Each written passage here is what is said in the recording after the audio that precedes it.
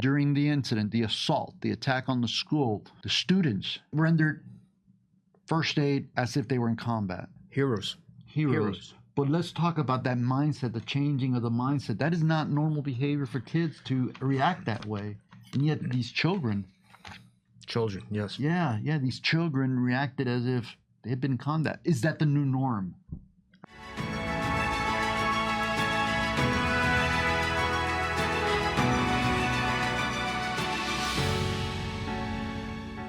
School shootings. We have seen more of them on the news recently. We had the school shooter in Apalachee High School, Barrow, Georgia, Wyndham, Georgia, freshman. Entered the school, 14 years old, was in the school, and he shot and killed two of his classmates, 14-year-olds, also shot and killed two teachers, a male and a female. Today, on Bets and Badges, we wanted to do a recap from a law enforcement perspective on what we know and what we can share with you based on our experience.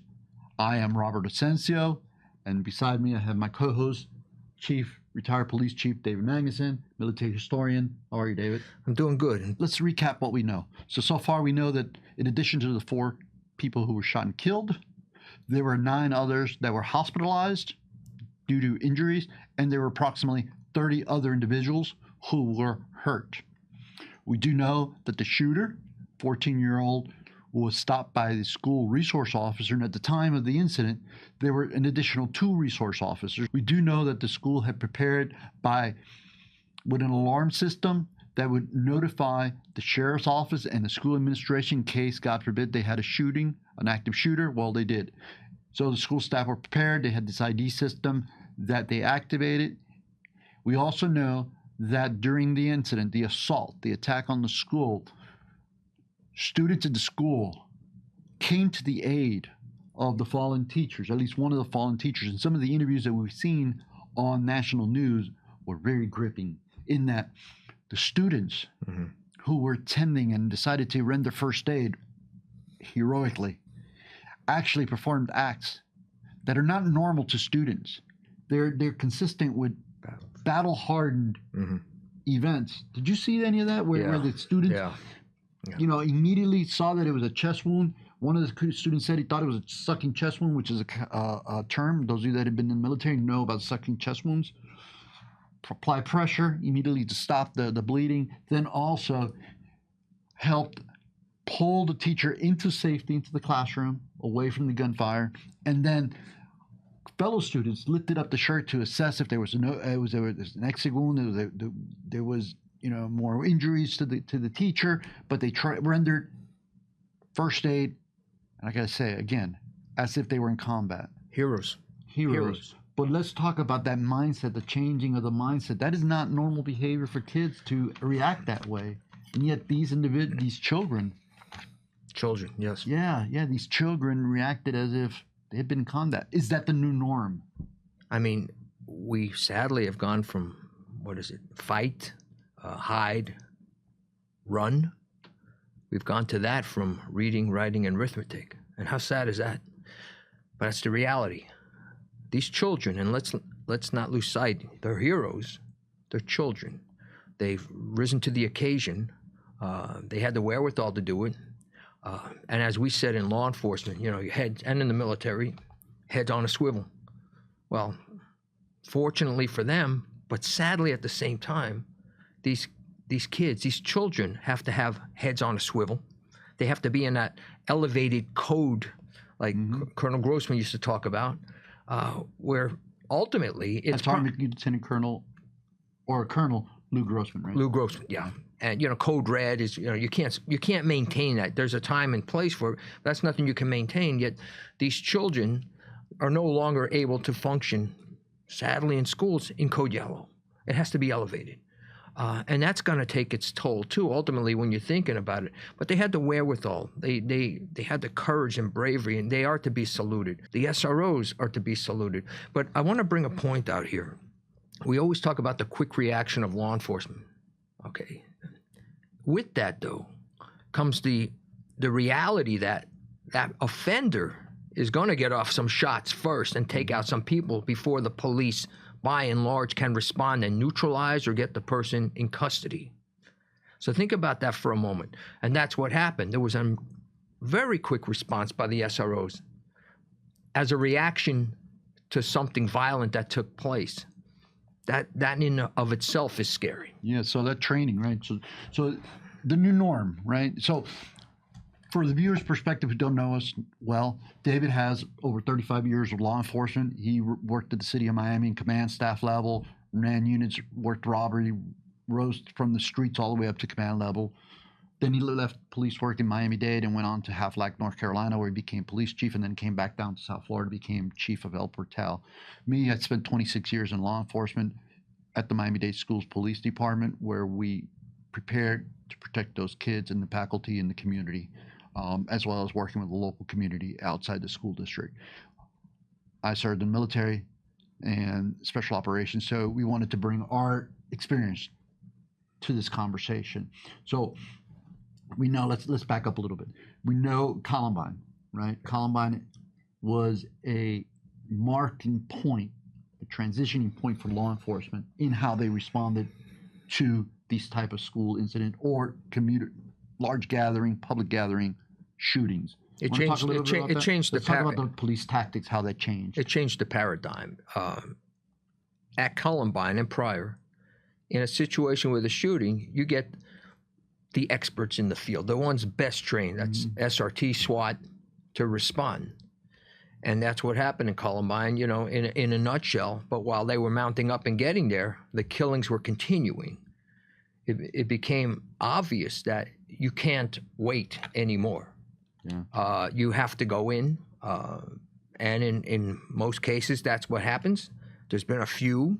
We can think of Uvalde, where it didn't happen that way. But hold on a second, because if you don't mind, you know, for the viewer's perspective, I'm a visual person. So what I'm thinking of is video footage. I remember Columbine, going back to Columbine.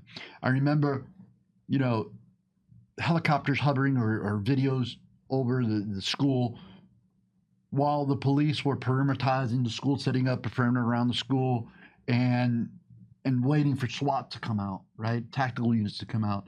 We did see glass breaking and children jumping out of classrooms, right? Out of windows. Yeah. And police receiving them. But at the same time, there was shooting inside the schools and there was chaos going on inside the schools. And that's why this paradigm shifted. And when we're talking about, you know, where officers get on the scene, the first couple of officers assess, but we're now trained to go in after the threat. You want to talk a little bit about that? Give the viewers a little perspective of what law enforcement's trained and how they're trained to respond to these things now post-Columbine?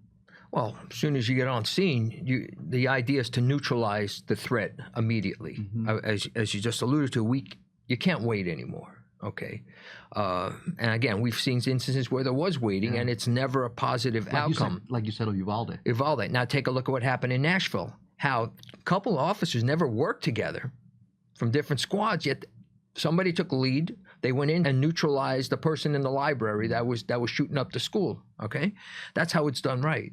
Now you train for it. I can tell you in Havelock, small geographical area, military town. You had 9 schools because it's military, right? High school to junior highs and the rest elementary. So we went to all the schools and did this sort of practice where we responded and where they went in, and you had to go in, and we had the sheriff's office as well to assist with SRT, everybody. But everybody went in, you knew what your role was, and at the end of the day, the role is pretty similar across the nation. Find a threat, neutralize the threat. Take him out, kill him. Take him out, take him or her out, and make it stop. Make it stop. You can't do that from outside. You have to get in there and you have to engage. If you have a lot of officers, you can engage from different areas, you know, and draw confusion to the shooter. But you can't wait because for each moment you're waiting, more kids are being killed. Absolutely. And that's what happened again in Uvalde, where while they were sitting waiting for either keys or the SRT team to tactical units to respond, children were dying and staff members. So let's go back, because for anybody that's been inside a school, there's a huge echo, right? Yeah. You have a lot of ambient light, close quarters, a lot of people. Can you imagine during this incident, you have shots ringing out inside the school, you have people yelling, running through the school, so you have a lot of echoing. You have the lights. Alarm going off, because I'm sure it triggered off alarms, fire alarms, whatever alarm system they have, audible. You have all that going on, the hollering, the screaming, right? The pain, the uncertainty, people trying to get into classrooms because then they go into lockdown, right? And the lockdown theory is that something happens inside the school, you bring the students into the classroom to safe spaces and you close the doors, right? Going back to those kids, the fact that they had the wherewithal to render first aid immediately, assess the damage, the injury, the level of injury, pull the teacher to safety inside the classroom, away from the shooting, and then continue to assess and carry on to give the teacher first aid while all kinds of hell's breaking loose is beyond normality. And that's why I ask about the shifting of the times, because kids go to school. We send our children to school for the purpose of learning. We send our kids to the theater, if you will, to the mall, large gathering places, for a purpose. We don't send them to be in harm's way. Yet now that's a reality of life. I've said often in previous episodes and discussions with my history background, it'll always be the December 6th, the September 10th, the November 21st that keep us up at night. We don't know what the next day brings. Parents sends their child to school. They expect, they don't even think maybe now, and I'm sure they do, but could it happen? Yes. The answer is yes. Could it happen? Yes. You pray it doesn't. Going to the mall, going to the theater. Look what happened in Aurora, Colorado. Supermarket, Buffalo. The supermarket in Buffalo, right? Forget the motivations of behavior. It does that, that's fine at the end for trial purposes or what have you. But the end is still the end. Innocent people getting slaughtered. When they went out and started their day, innocent children getting slaughtered. When they started their day, just happy-go-lucky, doing what they got to do. And that happens. Yeah. 2 years ago, ABC, I came across this last night, right? ABC News, the national network, they were speaking about school shooters, the profile of individuals that are mass casualty type shooters that extend beyond the school. They looked at their profiles, and per the Department of Health, per bunch of services like the Secret Service, the National Threat Center, the FBI, the Secret Service profile of active shooters, there are a couple commonalities that they saw. That roughly 100% of the individuals that committed the school-age individuals that committed shootings, mass casualty shootings, 100% of them had some mental disorder, right? Some signs of mental disorder. High percentage, roughly 80% of them, when they committed the act of shooting, had exhibited signs previously, had made notion or made it public that they were intending to do harm, right? And a high percentage of them, like 70-some-odd%, a little bit less than 70-some-odd% of the individuals, school-age shooters, were in crisis at the time that they actually committed the offense of shooting. Look at this case. I mean, a year before they knew something. Well, his name came up. He had made some threats gaming, as you pointed out, right? And the National Threat Center picked up on it, notified the locals, and I believe they went and spoke with the child, killer, in this case now, and they spoke with his parents. But yet, there was not enough evidence, or there was not enough probable cause, or, that to arrest him. So that's an example of what happened. The question of what could have been done to prevent. That was a ticking time bomb that the bomb squad couldn't disconnect, and it blew up. a lot of times police, law enforcement, to your question, it's reactive for a variety of reasons, but it's reactive. We will investigate information that comes to us, and you say, well, how about a proactive investigation? But what usually starts a proactive investigation? Something that we're told to keep an eye out. Yeah, right. So, you're. It's like the defensive player in football on an icy field. The offense has the advantage. You don't know which way this person's going to go, and police don't either. I mean, they may have an idea, but it's always based on good intelligence, which again, see something, say something, they can act upon it and watch it. Yeah. But you couldn't have got any better than what just happened. Well, let's go to the training, right? The law enforcement training, right? So nowadays, the officers, they get their regular police training, and then every 4 years they get a mandatory retraining. It's a host of different type of blocks to continue their recertification, right? But when it comes to going after shooters, we do the active shooter training, right? When you're going through these active duty shooter trainings, you go into these close quarter confined areas like schools, buildings, warehouses, where there would be a lot of people. And I got to tell you, it's pretty impressive because, again, going back to the sounds, the odor, the sight, the smell, the feeling, you throw in people screaming. Our officers have to be that much more aware of situational awareness. They also have to be that much more with it, if you will, prepared to identify a threat, distinguish between a threat, a friendly, and a foe. Yeah. And that is how we're training our officers now. And sadly, it looks like the kids are also being trained to do something that one would never think they would ever respond to in a school. A couple of years ago, there was always the thing, the police, law enforcement were the watchdog. Then there was a shift to somewhere a little, I would not say offensive, but a little softer. And I would argue with you as a retired law enforcement professional. No, law enforcement is the watchdog. Law enforcement and the mindset of the law enforcement officers has to be that, with the situational awareness, with the proactive look at going to training, not, I got to go to training no, I want to go to training because this is going to better me in a situation that may very well take place. You can sit at the range all day, and that's good practice, it is, but you're shooting at paper targets, okay, and nobody's firing back, okay. Mm-hmm.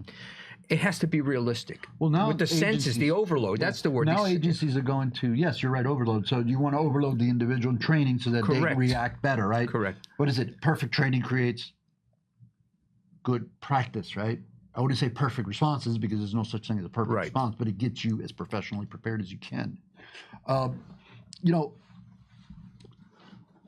do we need to look out for? Because let's face it, these incidents are not going to stop. No. Okay. In this particular case, as in others that we had recently, the subject committed the killings and the assault, if you will, with an AR style. I think this case, Sheriff Judd or Sheriff Smith from Barrow County called it a platform AR-15. But so this one was committed with an AR-15 style rifle. There were a couple others that were committed with that type of an assault type weapon. But reality is a person can take on many people with a handgun, right? So how do we need to prepare to prevent these? And I know parents play a big role in protecting the public from their kids, right? We could talk a little bit about that, but let's talk about like how to prepare and prevent some of these incidents from law enforcement perspective for our viewers. Let me start with this though. The AR-15, there's a long list. You just take a good look at the last few mass shootings. I'm talking about 9/10. It's AR-15, AR-15, AR-15. There was a study that came out not too long ago that and 6 of the 9 most recent mass shootings, the offenders were under 20 years old. I bring that up because from 1947 to 2017, of all the mass shootings, only 2 were under 20 years old. The majority were in mid-20s, 30s, and 40s. What has changed and why? Enabling parents. You go back to the Sandy Hook killer, Adam Lanza. His mother bought him weapons. She knew he had a problem. Who's the first person he killed with the weapon? She was, right? This guy, the other day, knows the problem with his son. He knows the truth, whether, whether he told the law enforcement that came to talk to him or not. He knows the truth, yet he buys the kid an AR-15. To your point with the handgun, you're right. You can go in with a Glock concealed, right? And you can take out a bunch of people. But the wounds, the firepower, the damage done to the organs is far less. This is something more. You can't conceal an AR-15. So here you got these people that are genuinely thinking they're picked on or they're smaller. They want that biggest weapon they can walk around with. And I don't want to hear from this guy. Then the other day, we went hunting with it. Nobody hunts with an AR-15. All right. So, that's hogwash. Unless you're hunting people. Yeah. Right? Yeah. That's what it's become. Sadly. Yeah. No, you're right. You're right. You make a sound point. It's always boggled my mind, even for the law-abiding citizens that want to walk around strapped with an AR-15 going to, you've seen the pictures, the Walmart, the 7-Eleven. When you're like in the state of Florida, you can carry concealed. Nobody knows you have it. So what's the point of carrying such a large weapon around for protection? Because for safety reasons, as a citizen, you could probably get to a weapon if you're better trained with a handgun than you can with the AR-15. It's a lot of it. It's like a Napoleon complex, and you're putting it into kids' hands that, as you alluded to, have some issues. Now all of a sudden they're equal in stature to the people they feel that they're beneath, and they're going to play God. So to your point, psychologically, right? Right. The shooters who have committed these type of atrocities, who have been analyzed, there's all kinds of research on this. Not research, but data that corresponds to what I'm about to say, which points to, most of them felt like they were being picked on, like you mentioned. They were marginalized. They were not fit in, and they had anger towards the public, the victims, or just anyone out there. In this particular case, we know that Colt Ray's father, right, was arrested and charged. And that is something that I totally agree with. The parent, in this case, if he gave a child the gun, and the gun goes out and the child goes out and kills with it, then the parent should be held accountable. What are your thoughts on that? Well, that happened in Michigan with Ethan Crumbley. That is correct. Mother and father charged. And it's about time. It's about time. I don't know what people are thinking. And you step away from the Second Amendment rights. Most people that take their kids hunting, there's no issue there. That's fine. I think that's America. So be it. They knew differently. You know what? And let the full force of the legal system in this country come down on them, crash down on them as much as their child crashed down on other children that all they did was go to school or go to an assembly or go to a movie theater. But I will say this with great certainty. It'll happen again. And if you look at the averages and you want to compute them, I'm guessing before Christmas you'll have another one. So far to date, I believe the Department of Justice tally we're well over 400 mass casualty shootings across the country. And we're in September. I mean, think about that. If it stopped right now, there'd still be more than one a day. Yeah. So as we're coming down to the last minute, what do you think? Should the parents be charged in this particular case? Should the parents be convicted and held accountable for this atrocity? What do you think? How would you prepare for an active shooter? What do you think of the actions of these children, the victims who rendered aid? What are your thoughts? Share them with us. On that note, we'd like to thank you for being with us on Bets and Badges. You can find us on all podcast platforms under betsandbadges.com or at Bets and Badges. The Millers, Michael Grant Miller, Miami's Community News team, Rachel Brummage, our producer behind the scene. We can't thank you guys enough. And for you, the audience, we look forward to speaking with you